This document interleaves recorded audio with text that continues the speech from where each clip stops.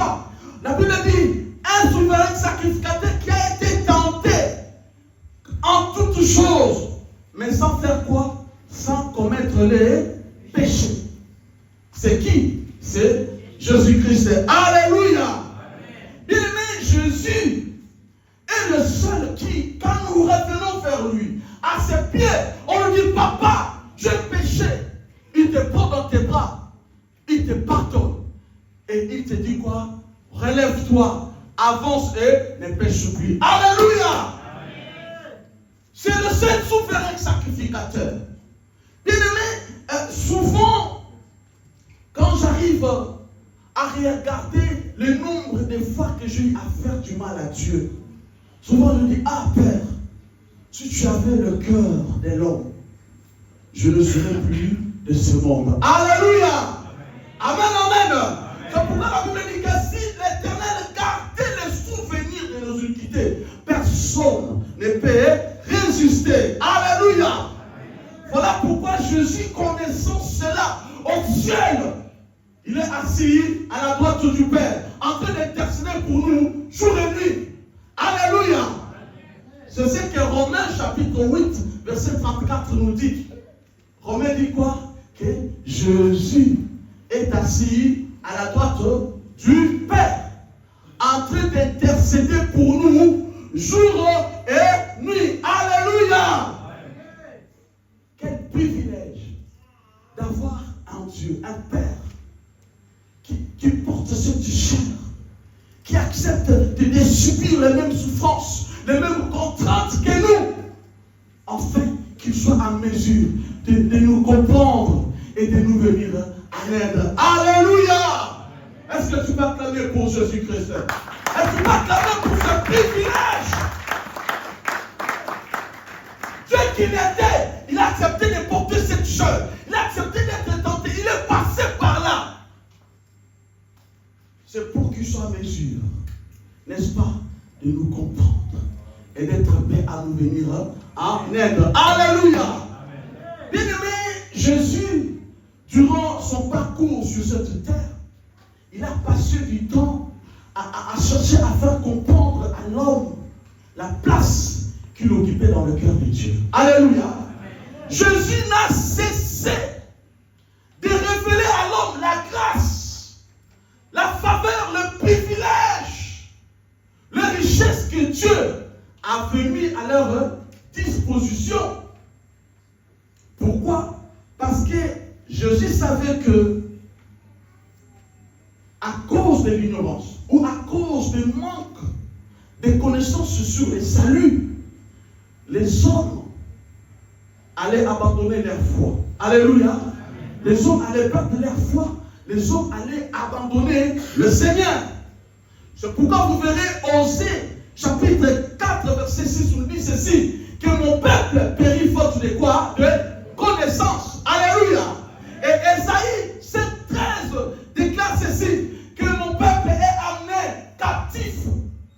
À cause de quoi? De manque de connaissance. Et Jean 3,8 affirme ceci, que vous connaîtrez la vérité, et la vérité vous affranchira. Alléluia.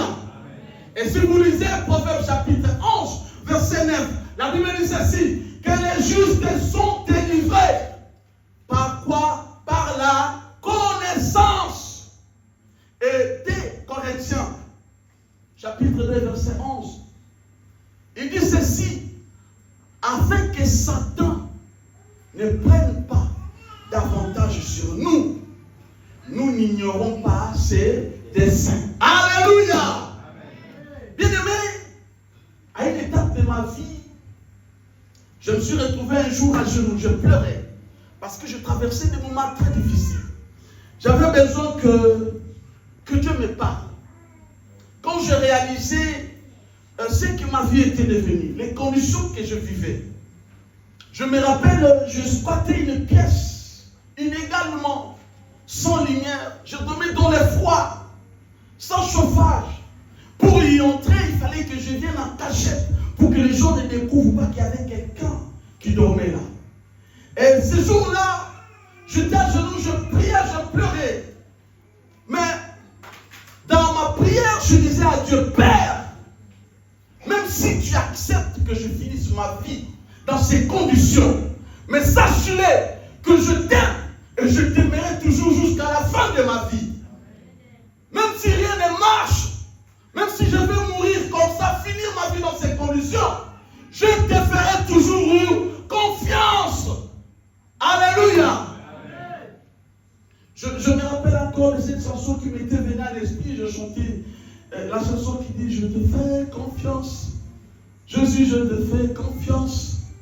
Ce n'est pas facile pour moi de chanter sur la fin, mais je te fais confiance. Ce n'est pas encore fini, mais je te fais confiance. » Alléluia. Et par la suite, j'ai vu Dieu me prendre par la main, avancer avec moi. Et aucun obstacle ne pouvait me résister. Tout ce qui était impossible est devenu possible pour moi. Tout ce qui était bloqué, c'était bloqué automatiquement. Alléluia.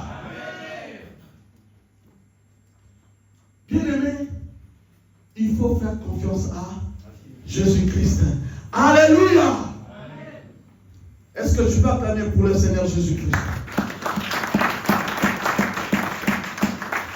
Bien-aimé, pendant que je méditais pour la pensée de Dieu ce matin, j'ai entendu la voix de Dieu résonner dans mon esprit. Et j'ai compris que dans l'église, la main de l'Éternel, Dieu a ses enfants qui sont inscrits dans son école de la ressemblance. Alléluia. Dieu a ses enfants. Et c'est toi. Pourquoi? C'est parce que Dieu te prépare. Parce que tu as des grandes missions que tu dois accomplir. Alléluia. Parce que tu seras un canal par lequel beaucoup seront bénis. Tu seras une source de réconfort, une source de bénédiction pour les autres. Alléluia. Bien-aimé, en parlant de l'école de la ressemblance, je vois les épreuves. Je vois les moments difficiles, compliqués. Les humiliations, le rejet. Bien-aimé, Dieu en permettant cela, il utilise, n'est-ce pas, pour nous façonner, pour nous briser, pour nous tailler. Et à la fin, il nous équipe de sa présence. Il nous équipe de l'humilité. Il nous équipe des capacités surnaturelles. Il nous équipe de la persévérance. Il nous équipe de l'endurance.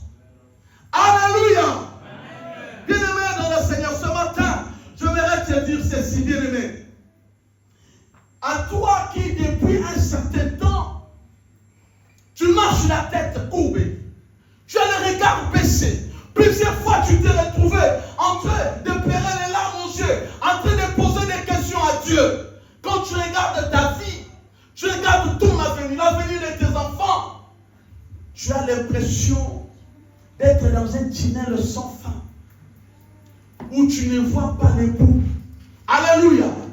Quand bien même tu t'habilles bien, quand bien même tu es au volant de ta voiture, quand bien même tu travailles, quand bien même tu as un salaire, mais la paix et la joie profonde n'ont jamais été le partage de ta vie. Alléluia. Ce n'est que le pain de douleur. Il y a des gens comme ça.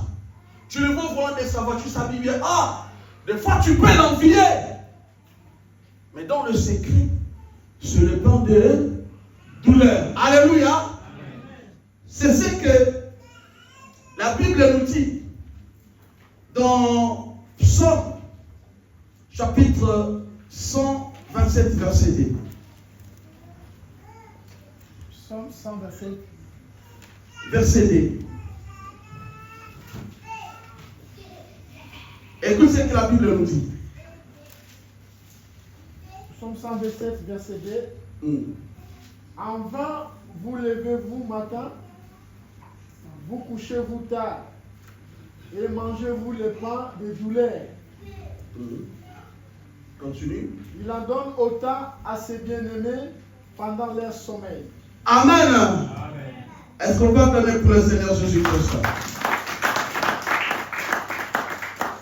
Bien-aimé, je voudrais te dire que Dieu ne t'a pas oublié. Alléluia.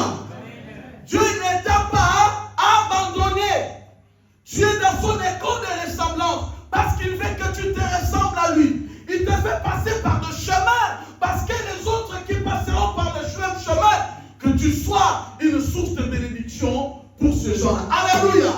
C'est pourquoi le verset que papa vient de nous lire, Dieu dit ceci, avant, vous vous levez tôt et vous vous couchez tard. Mais vous mangez le pain de douleur. Alléluia. Mais Dieu donne autant à ses bien-aimés pendant leur sommeil. Ici, Dieu ne nous encourage pas de ne pas travailler. Au contraire, il faut travailler. N'est-ce pas? Alléluia. Mais il y a un mot qui a attiré mon attention ici. Le bien-aimé de Dieu. C'est-à-dire, pendant que le bien-aimé de Dieu se repose, parce que le sommeil c'est un temps de repos, pendant que le bien-aimé de Dieu se repose, cependant ce temps-là, les cieux se mobilisent pour lui. Et c'est pendant ce temps-là que Dieu arrange les choses et met cela à sa disposition. Mais la grande question qu'il faut se poser, est-ce que es-tu le bien-aimé de Dieu? Alléluia. Amen. Est-ce que es-tu le bien-aimé de Dieu? Posons-nous la question, qui est le bien-aimé de Dieu? Un bien-aimé de Dieu, d'abord c'est celui qui est en Jésus-Christ. Alléluia. Amen. C'est ce qu'Éphésiens 1:6 nous dit. Éphésiens 1:6 nous dit ceci. Il nous a rendus agréables dans le bien-aimé. Il là c'est Dieu. Et le bien-aimé ici c'est Jésus-Christ. Donc en Jésus-Christ, Dieu nous a rendu ce bien-aimé. Alléluia. Amen. Deuxième chose, un bien-aimé de Dieu, c'est celui qui obéit à Jésus et qui demeure dans la communion avec lui. Est-ce que tu me suis? Amen. Un bien-aimé de Dieu, c'est celui qui obéit à Jésus et qui demeure dans la communion avec lui. Jean 15, si vous lisez le verset 9 à 10, nous dit ceci. Comme le Père m'a aimé, moi aussi je vous ai aimé. Mais demeurez dans mon amour. Alléluia. Amen. C'est Jésus qui parle, dit, comme le Père m'a aimé, moi aussi je vous ai aimé. Vous êtes mes bien-aimés. Mais demeurez dans mon amour. En d'autres termes, demeurez dans ma présence. Demeurez dans la communion avec moi. Marchez avec moi. C'est ça le bien-aimé de Dieu. Le bien-aimé de Dieu encore, c'est qui? C'est celui qui fait la volonté de Dieu et qui marche dans la sainteté. Alléluia. Un jour, Paul, en s'adressant aux chrétiens de Rome, il leur dit ceci, que vous avez été appelés à faire quoi? À être saints. Alléluia.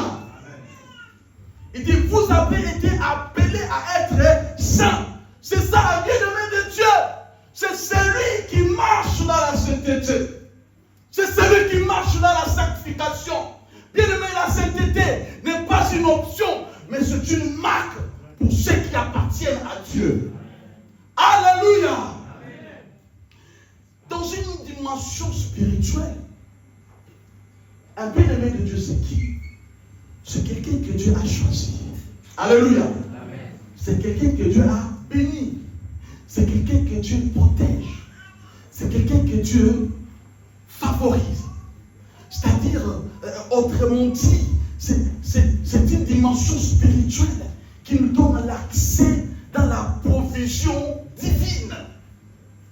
Alléluia. C'est une dimension spirituelle qui nous donne l'accès dans la provision divine. Si vous lisez Jean chapitre 3, verset 27, la Bible nous dit ceci, que l'homme ne peut recevoir que ce qui lui a été donné d'en haut. Alléluia. Est-ce que vous êtes là? Amen. La Bible dit quoi? Que l'homme ne peut recevoir que ce qui lui a été donné du ciel. Bien aimé, si le ciel ne t'a rien donné, le monde ne te donnera rien. Alléluia. Et même si le monde parvenait à te donner quelque chose, ça sera éphémère, ça sera pour une courte durée, ça sera accompagné de chagrin et de grincements des dents. Alléluia. Amen. Mais ce que Dieu donne, ce que le ciel donne, c'est ce qui enrichit l'homme.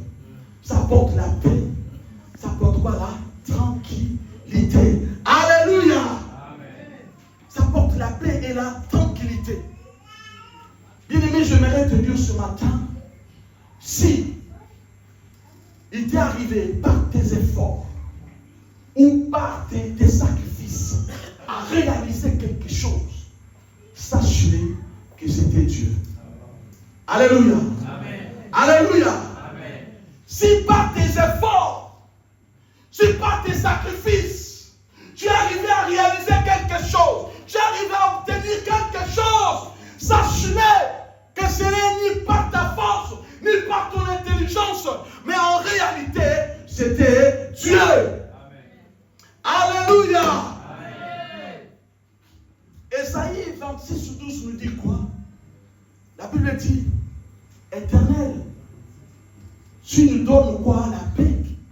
Car tout ce que nous faisons, c'est toi qui l'accomplis pour nous. Alléluia. Amen. Est-ce que tu peux acclamer très fort pour la gloire du Seigneur Jésus-Christ? Regarde, si le voisin n'acclame pas, tu lui acclames pour le Seigneur. Alléluia. Amen, amen. La Bible dit ceci que Dieu, tu nous donnes la paix.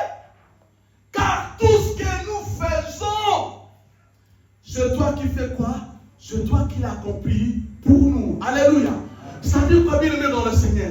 Nos richesses, nos succès, nos victoires, ça ne vient pas de nous. Alléluia. Amen. Ça ne vient pas de nous. En réalité, ça vient de l'Éternel. Quand bien même nous agissons, mais bien aimé, c'est la puissance de Dieu, c'est la main de Dieu qui agit à travers nous. Alléluia. Vous savez, un jour, Israël a fait 70 ans d'exil. Et c'était sous les règles du roi Assyrus. Ils étaient autorisés à retourner à Jérusalem pour reconstruire le temple. Le temple qui était détruit par les Babyloniens lors de leur déportation. Et à l'époque, il y avait le gouverneur à Jérusalem qui s'appelait Zorobabel. Alléluia. Et quand Zorobabel avec le peuple, ils ont regardé les coups, c'était énorme, c'était tellement difficile. Parce que ça demandait la main d'elle, ça demandait le moyen humain important, ça demandait les moyens.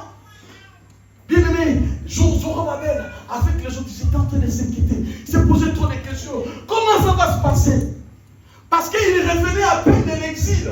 Il n'avait pas assez de moyens. Mais pendant qu'il s'inquiétait, pendant qu'il se posait des questions, dans Zacharie chapitre 4, verset 6, Dieu vient rappeler à Zorobabel. Il dit Zorobabel, ce n'est ni par la force, ce n'est ni par la puissance, mais par quoi? Mon esprit. Alléluia. Amen. Dieu vient rappeler à Zorobabel.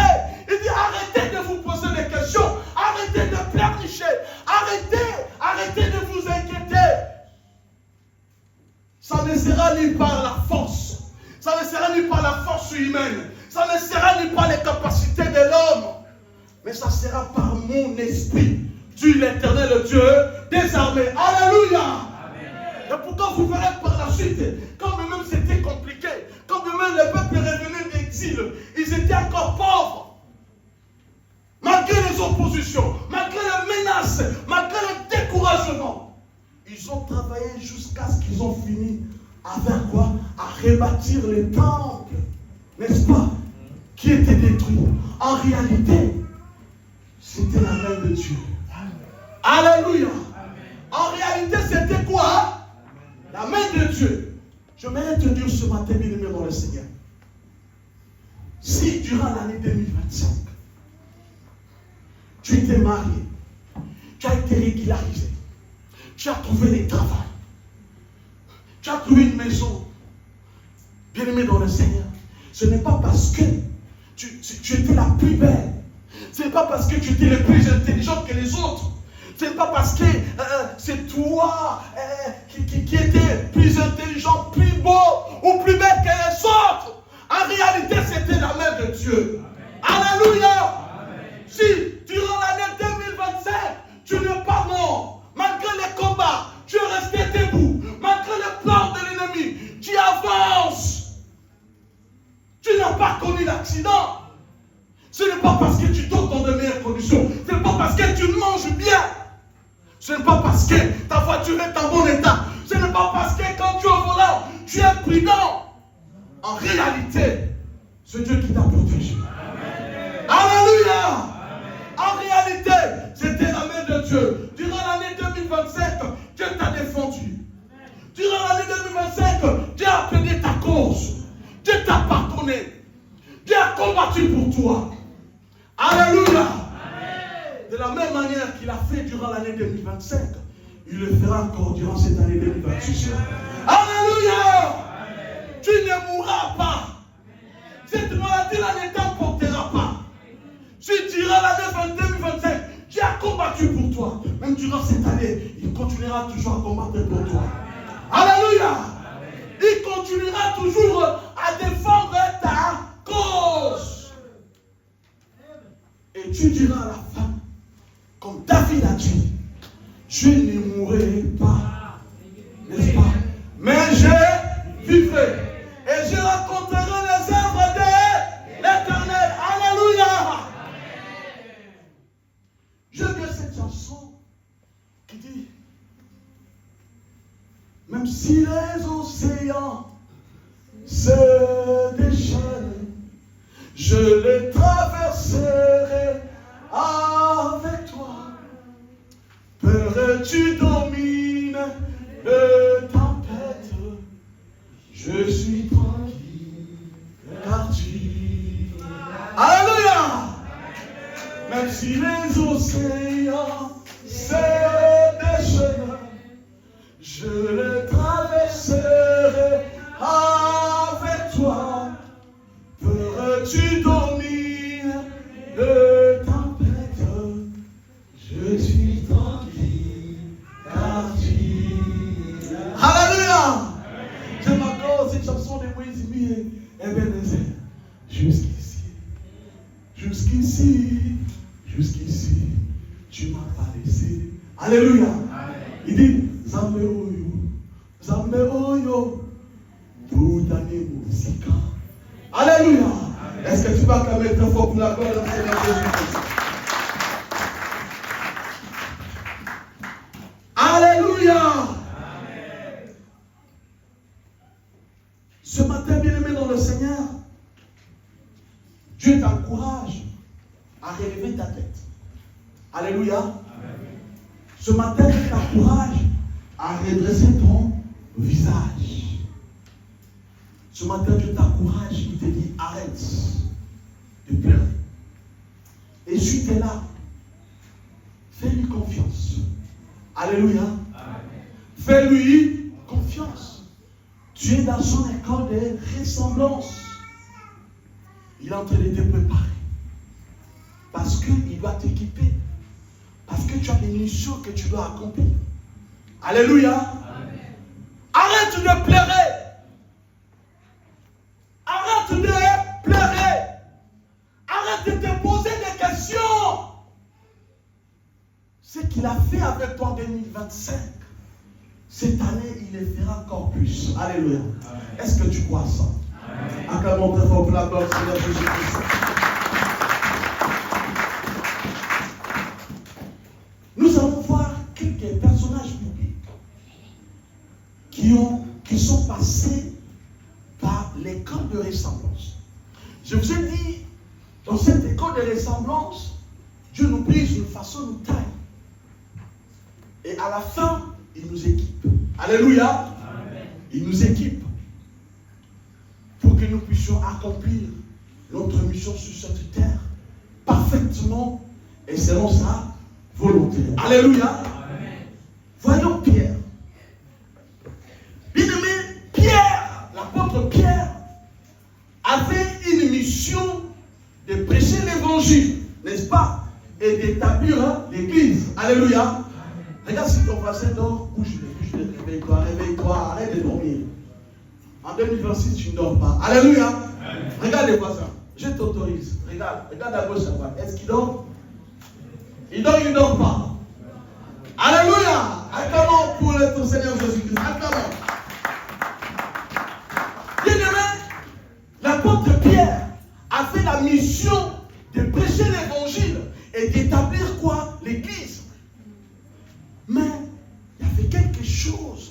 n'est-ce pas, qui n'était pas encore prêt dans l'apôtre Pierre.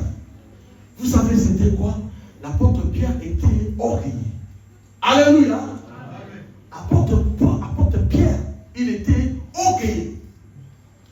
Si vous regardez dans Matthieu chapitre 23, versets 31 à 36, Jésus annonce la croix. Mais bien aimé, regardez l'attitude de l'apôtre Pierre. Qu'est-ce qu'il fait? La Bible dit quoi? L'apôtre Pierre, n'est-ce pas? Est-ce qu'on peut dire ça si papa Lino peut nous aider? Matthieu 23, 31 à 33. Matthieu 23, 31 à 33, nous lisons. Amen. Vous témoignez ainsi contre vous-même que vous êtes les fils de ceux qui ont tué les prophètes. Matthieu 23. Ok. Vas-y papa, continue. Vous témoignez ainsi contre vous-même que vous êtes les fils de ceux qui ont tué les prophètes. Comblez donc la mesure de vos pères. Serpents, race de vipères, comment échapperez-vous au châtiment de la géhenne?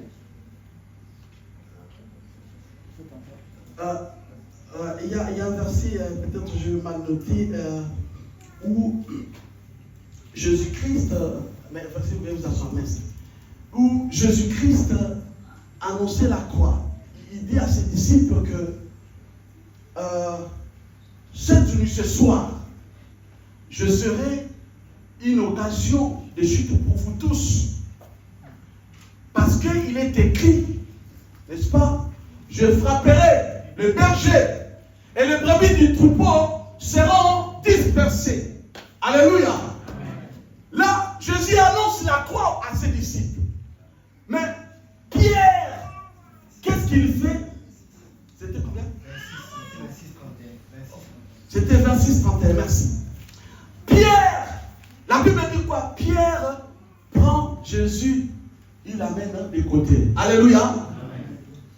Jésus dit, écoutez mes disciples, cette nuit, je serai pour vous tous une occasion de chute. Parce qu'il est écrit, on frappera le berger, les brebis du troupeau seront dispersés. Pierre, quelle audace! Pierre va se permettre de réprimander Jésus. Alléluia. La Bible dit quoi? Il prend Jésus, il l'amène de côté pour n'abattre pas mon athée. Il dit, Jésus, viens d'abord, viens. Suis-moi. Alléluia. Il dit, suis-moi. Mais papa, tu veux lire? Ouais. Pierre prenant la parole lui dit, quand tu serais pour tous une occasion de chute, tu ne le seras jamais pour moi. Ok. C'est bien ça. Bon, oui. Ça aussi. Merci papa. Merci. Donc, je finis et je vais arriver là. Alléluia. Amen. Donc, Pierre, il prend Jésus, il l'amène de côté. Il dit, écoute Jésus, sache que cela ne va jamais arriver. La Bible dit que Pierre s'est mis à réprimander Jésus. Oh, quelle audace! C'est-à-dire, à me mettre sur le mena lingala, à bandi kogange la à l'obita, et nous koloba nous salimi, et que ça les matin, tu ne seras jamais l'occasion de chuter pour moi. Quelle audace! Bien aimé dans le Seigneur, Pierre ne connaissait pas les plans divins. C'était sous l'impulsion de l'orgueil. C'est-à-dire, Pierre croyait savoir plus que les maîtres. Alléluia! Il croyait savoir plus que les maîtres. C'était quoi? C'était l'orgueil qui était en lui, qui agissait ainsi. Et là où papa émerge qui? Là, papa nous vient de nous lire aussi. En fait, Pierre, il y a tellement beaucoup de choses qui montraient qu'il y avait quelque chose qui n'était pas encore prêt dans Pierre. Même quand Jésus a voulu lui laver les pieds, Pierre, au lieu de suivre l'enseignement de Jésus, il a dit quoi? Il a refusé que Jésus lui lave les pieds. C'est-à-dire Pierre voulait imposer sa volonté au lieu de suivre l'enseignement de Jésus. Jésus. Alléluia. Amen. Mais il a fallu que Dieu fasse passer Pierre par l'école de ressemblance. Il a fallu que Dieu le fasse passer par cette école pour briser cet orgueil qui était en lui. C'est pourquoi ces jours-là, quand les coqs a chanté 3 fois, veut que pour la première fois, n'est-ce pas, Pierre a pleuré comme un enfant. Alléluia. Pierre a pleuré comme un enfant. Et vous verrez que par la suite, il était devenu un homme humble. Alléluia. Amen. Il était devenu un homme humble, rempli de l'humilité, rempli de la plénitude du Saint-Esprit. Alléluia. Amen. Les moments là, oh, même si tu seras une occasion de chute pour les autres, mais pour moi, tu ne le seras jamais. Les moments là étaient finis.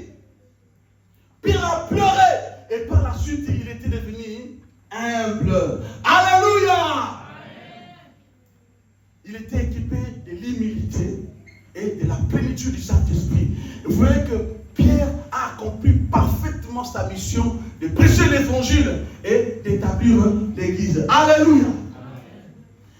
Il y a aussi une deuxième personne, Joseph. Bien aimé, Joseph avait la mission de sauver l'Égypte et sa famille de la famine. Alléluia. Et pour y parvenir, il a fallu que Dieu lui donne, n'est-ce pas, la sagesse et le discernement, n'est-ce pas, pour qu'il puisse interpréter les songes. Il a fallu qu'il soit équipé de discernement pour comprendre les temps. Alléluia.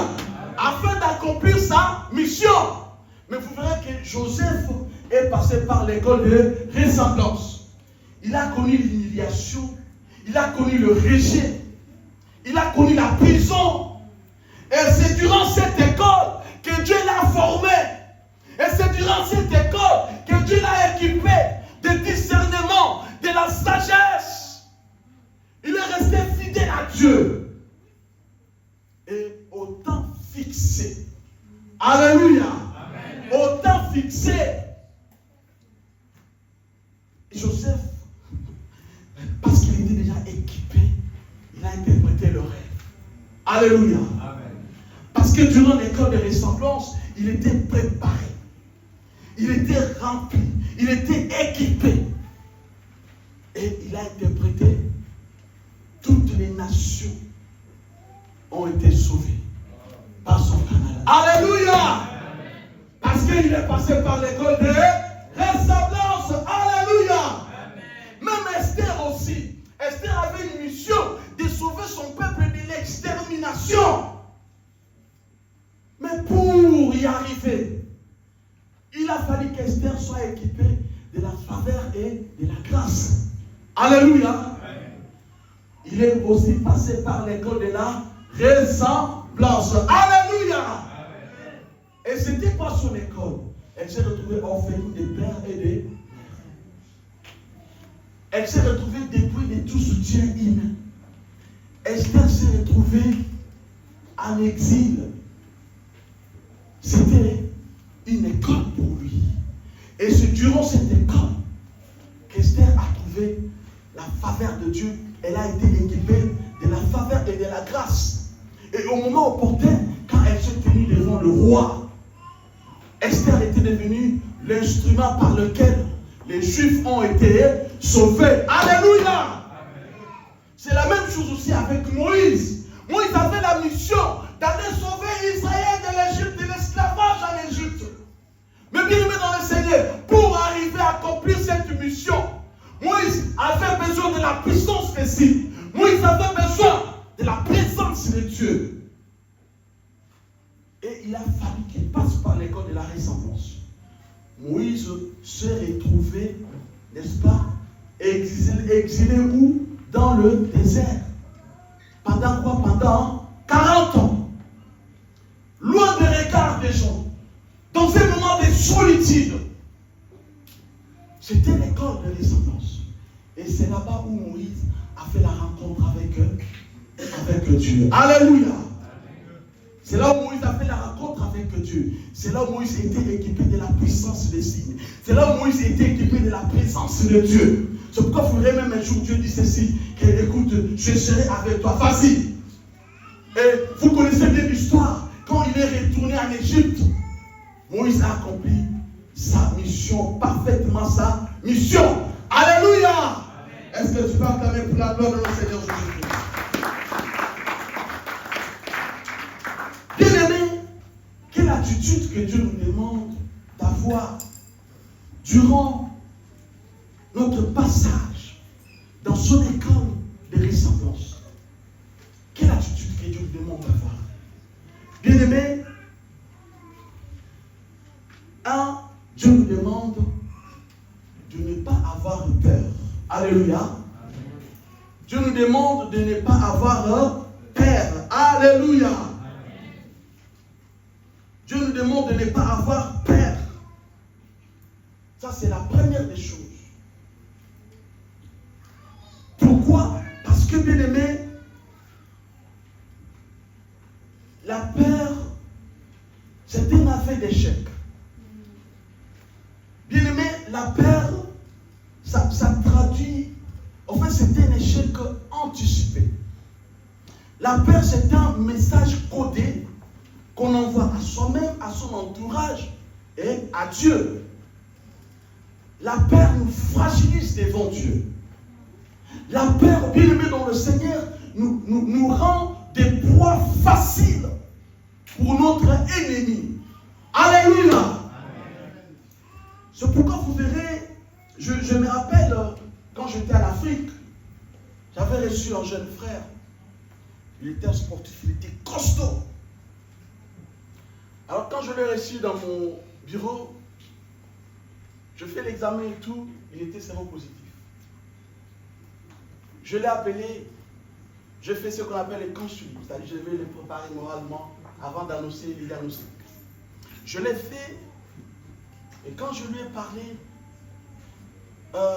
il était costaud. Et sur l'échange, je dis immédiatement, il dit, docteur, je vais mourir. Le frère commençait à trembler. Il a eu peur. Il a tremblé. Alléluia. Amen. Et je t'ai surpris au bout de 4-5 jours. 2-3 jours après, quand je l'ai appelé dans mon bureau pour le suivi, quand le frère arrive, quelqu'un qui était costaud, géant, il est devenu comme ça. Au bout de 2-3 jours. Alléluia. Et 5-6 jours après, il est décédé. Alléluia. Bien aimé, à cause de la peur, ça bloque même l'efficacité des médicaments. Bien aimé, la peur, en fait, c'est un échec. C'est pourquoi vous verrez un jour, Pierre, prenons d'abord Pierre. Vous savez, Pierre a expérimenté les miracles. Pierre, il a marché sur les eaux, n'est-ce pas? Il marchait sur les eaux. Quel miracle! Il avançait vers Jésus en train de marcher sur les eaux. Mais quand Pierre a détourné son regard de Jésus, quand tu l'as regardé tout ce qui est autour de lui, quand Pierre a eu peur, qu'est-ce qui s'est passé par la suite? Il a commencé à faire quoi? À s'enfoncer. Parce que Pierre a eu peur. Alléluia! Bien-aimé dans le Seigneur, quelle que soit la saison, quels que soient les moments que tu passeras avec Dieu durant cette année 2026, il ne faut jamais avoir peur. Amen. Alléluia! Amen. Il ne faut jamais trembler. Il ne faut jamais avoir peur. Même si on te dit là, c'est fini. Même si on te dit ta situation là, on laisse. Même si on te dit ta maladie là, on laisse. Il faut faire confiance à Dieu. Amen. Alléluia. Amen. Il ne faut jamais trembler. C'est pourquoi un jour, Dieu dit à Jérémie, dit, si tu trembles devant tes ennemis, qu'est-ce que Dieu dit? Je te ferai aussi trembler. Alléluia. Amen. Dieu dit à Jérémie, Jérémie,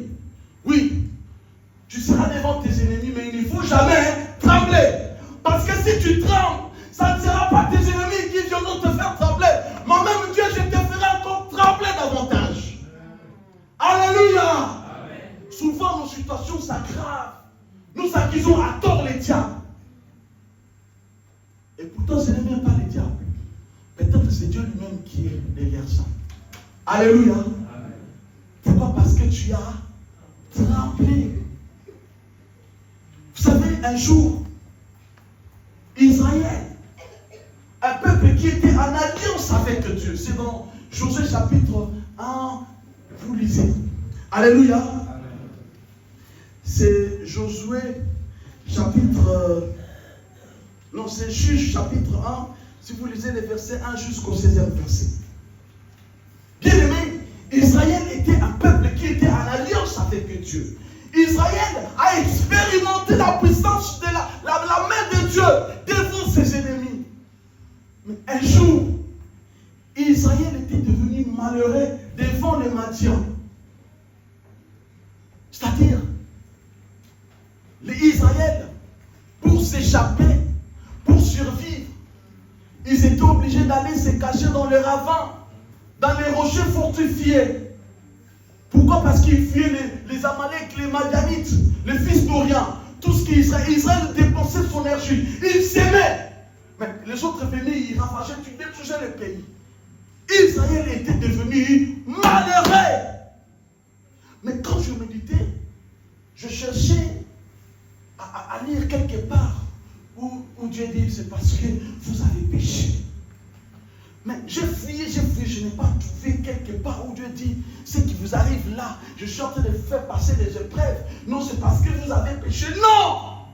C'est parce qu'Israël avait tremblé devant le Dieu des Amoréens. Alléluia! Israël avait tremblé devant le Dieu des Amoréens. Voilà la raison pour laquelle Dieu les avait livrés entre les mains des Madianites. Et pourtant, Dieu leur avait dit, n'ayez pas peur. Ne tremblez pas devant le Dieu des Amoréens. Mais Israël a fait quoi?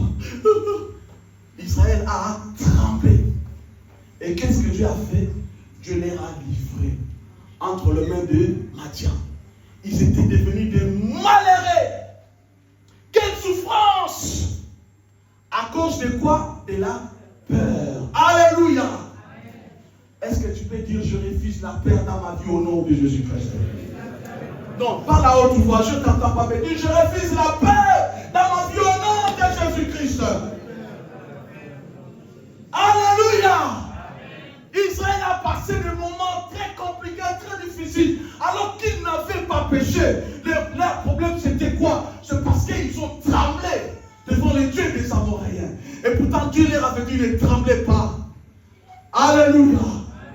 C'est ce que Dieu vient à dire à Jérémie, si tu trembles, moi-même là, je te ferai encore trembler. Alléluia! La Bible dit que 10 000 tombent à ton côté, que 10 000 tombent à ta droite, tu ne seras pas à terre. Alléluia! De tes yeux seulement, tu regarderas et tu verras la rétribution de méchants. Aujourd'hui, nous avons des chrétiens peureux. Nous avons des serviteurs de Dieu peureux.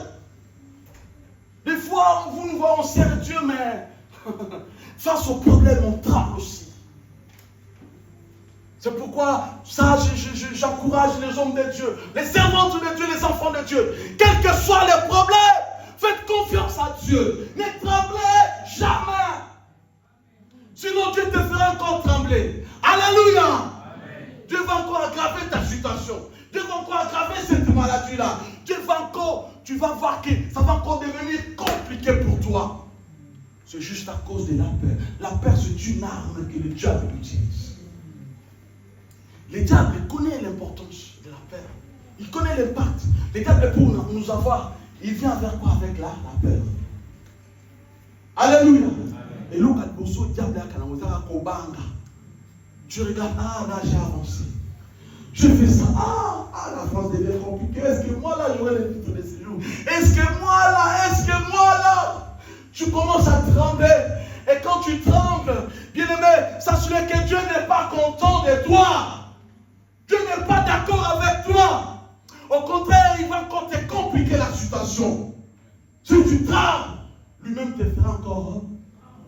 Alléluia. Bien aimé, pour finir, pendant qu'Israël traversait ces moments où j'étais devenu malheureux, mais Dieu cherchait la solution pour les délivrer de cette situation. Alléluia. Bien aimé, nous avons un Dieu, quand nous souffrons, bien aimé, Dieu souffre ensemble avec nous. Et sachez que Dieu n'a pas croisé les bras. Alléluia. C'est ce qu'il dit. À cause de l'amour de mon peuple, je ne m'intéresse point. Je ne prendrai jamais du repos. Alléluia. Amen. Pour ta situation, Dieu n'a pas croisé les bras. Pour ton problème, Dieu n'a pas fermé les yeux. Il cherche les voies et moyens pour résoudre ça. Alléluia. Amen. Pendant qu'Israël était devenu malheureux devant le Madian, Dieu cherchait quelqu'un pour le délivrer. Et ça m'a choqué quand je méditais ce matin. En Israël, il y avait des généraux. Il y avait des hommes forts. Mais Dieu a laissé tous ces hommes-là. Il est parti chercher un jeune homme qu'on appelait Gédéon. Alléluia. Amen. Alléluia. Amen. Dieu est allé chercher Gédéon. Oh. Alors que Gédéon n'était pas riche. Alors que Gédéon n'était pas fort. Il n'était pas un général. Il y avait des hommes plus forts que Gédéon. Mais pourquoi tu as porté son choix sur Gédéon? Et quand je méditais, j'ai compris que c'est parce que Gédéon est passé par l'école de la ressemblance. Alléluia. Amen. Vous verrez, Gédéon était issu d'une famille qui était la plus pauvre de leur vie. C'est-à-dire, avant même la situation des Madians, avant même que Dieu livre Israël entre les mains des Madians, Gédéon, il connaissait la souffrance, c'était quoi? Alléluia. Gédéon connaissait la pauvreté, c'était quoi? Gédéon connaissait déjà l'humiliation, c'était quoi? Et c'était la personne qui était déjà équipée.